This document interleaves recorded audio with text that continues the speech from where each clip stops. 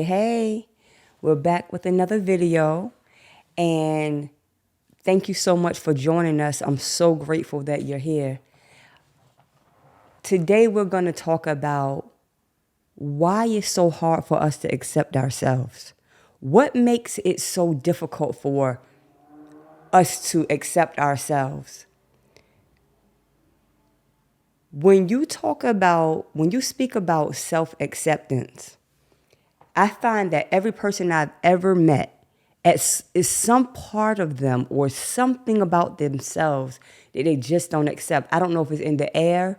I don't know if it's something that we're trained to do. But I want to go over a few reasons why it's difficult for us to accept ourselves. And I want you to kind of think about these things as it relates to you. One of the main things that I know that makes it difficult for us to accept ourselves is social comparison. Social comparisons. We look at others and we see how they're leading their life and it makes us feel like we're inadequate. It's like we see ourselves as falling short because we're not measuring up to what they're doing or what it is that they have going on in their life. Social media makes it even more difficult. You're looking at people's posts, you're looking at people's life. They give you, access to their life, and you're looking at these things and subconsciously you're saying like, I don't have that, or I can't do that, or that's not my experience. And when you constantly compare yourselves to others, it can make you feel like you're inadequate, like you're not worthy. It can make you fall short of the different aspects in your life that you're striving towards because you always have this comparison mentality. When you're comparing yourself, you're setting yourself up for failure. Why? You are not them. Your experience and what God has for you is unique. It's not supposed to look like other people. Everybody's journey, everybody's timing on their journey is going to be completely different. So social comparison will make you feel less than every single time. Another thing that makes it very difficult for us to accept ourselves is unrealistic standards. Again, when you're looking at social media, you're looking at the standards of beauty, you're looking at standards of success, you're looking at standards of happiness, and you're like, I am nowhere near there. Something must be wrong with me. You see, everything comes back to me. Like, I ain't right. Something is wrong with me. And in fact, nothing is wrong with you. A lot of those standards that we are comparing ourselves and you're looking at and you're trying to measure yourself in relation to these standards, it's always going to keep you feeling like you're striving after the win because they're unrealistic. Half of the things we see online, half of the things you see on television, or half of the things that people present to you as fact are airbrushed realities. I promise you. Whether it's in the way their pictures look, their videos, or just the way they're trying to present their life to you altogether. People have a tendency to embellish. So now because of the embellishment and you buy into it, now the standard is here in your mind, but in reality, the standard is right in a very reachable grasp. So unrealistic standards can make you completely not accept yourself. Third, past trauma. The things that you have been through, the things that have hurt you so deeply, prevent you from moving forward. Prevent you from accepting yourself. Like, you think that what has happened to you is you. That thing happened to you, but it is not you. It was it was an experience, but it's not you. And we have a tendency to take the things that has happened to us, that hurt us, that traumatized us, that gave us PTSD. We still are processing that thing in our emotional selves. This trauma prevents you from accepting yourself, making you look at yourself always as a less than, as a have not. You can have everything materially, but you still emotionally and within look at yourself as a have not, because you don't accept who you really are, who you are. So that's that past trauma. Another thing, fear of rejection. You so afraid of disapproval from others. You want everybody to give you a thumbs up. It don't happen like that. That's unrealistic. Everybody's not going to give you a thumbs up. You can get a lot of thumbs down, and that's okay. Stop looking for the approval. When you release that need to be approved by other people, then your acceptance of yourself will skyrocket. Release that need. Don't even need it for somebody to accept you. You don't need it. It's not necessary. Next, another thing that makes it so difficult for us to accept ourselves is internal criticism. I used to always say to myself, I don't need enemies. I don't need anybody to speak badly about myself, because the way I used to destroy myself, everything was horrible about me. And don't let me make a mistake. I would brutalize myself. I would punish myself to no end with the most unkind words, the most unkind thoughts about myself. And matter of fact, it was when I actually started to study psychology that I realized that I had been my worst enemy my whole life. Because I took the things that I'd been through. I took the things that people said about me. I took all of this amalgamated experience, and I made it who I was. And I criticized myself so bad internally that it was hard for me to accept anything else about myself.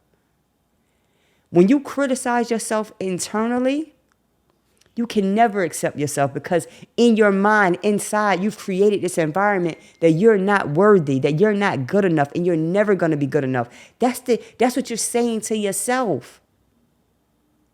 It doesn't matter what other people say about you. The main thing is what you're saying about yourself.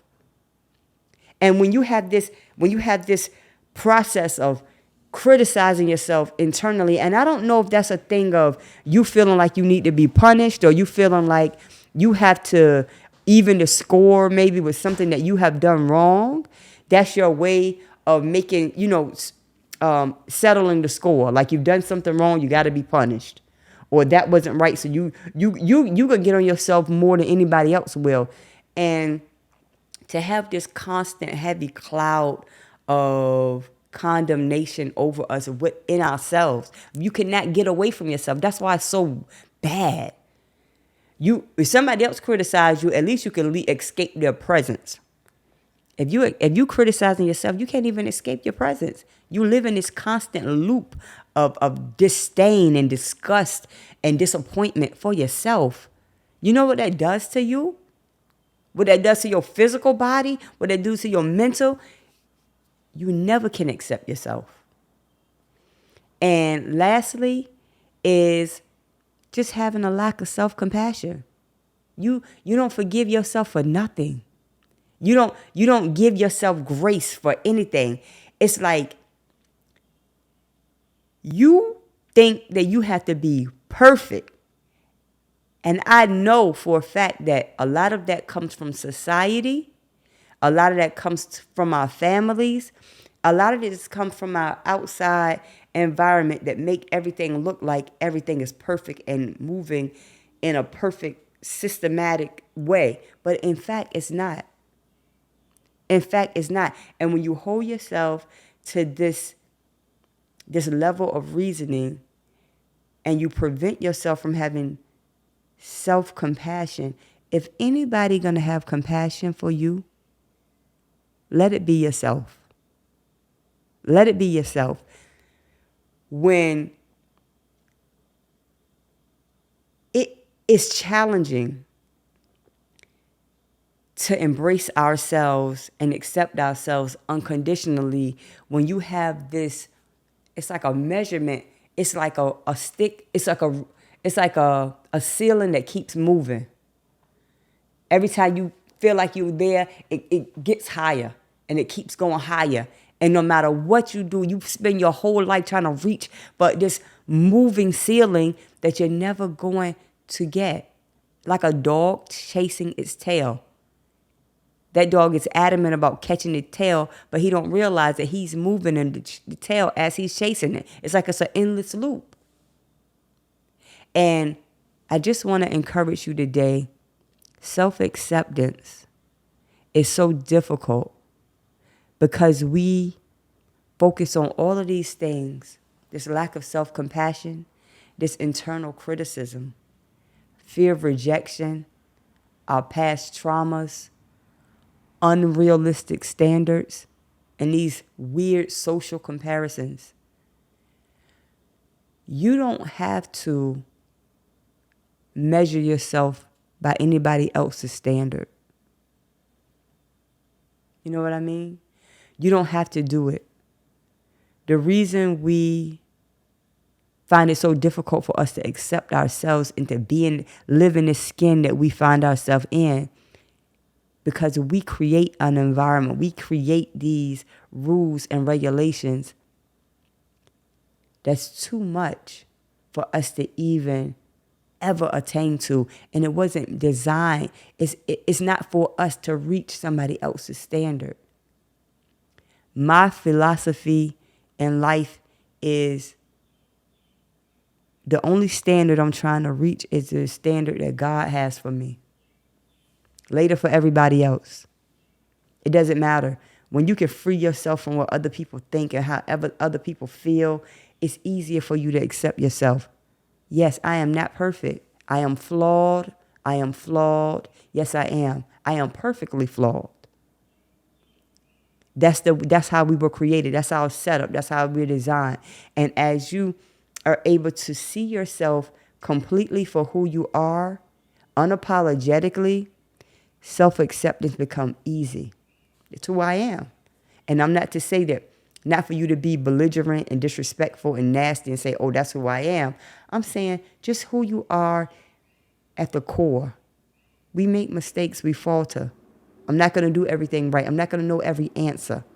I'm not going to have the perfect word for every situation. I am not. But I promise you this. I promise you this.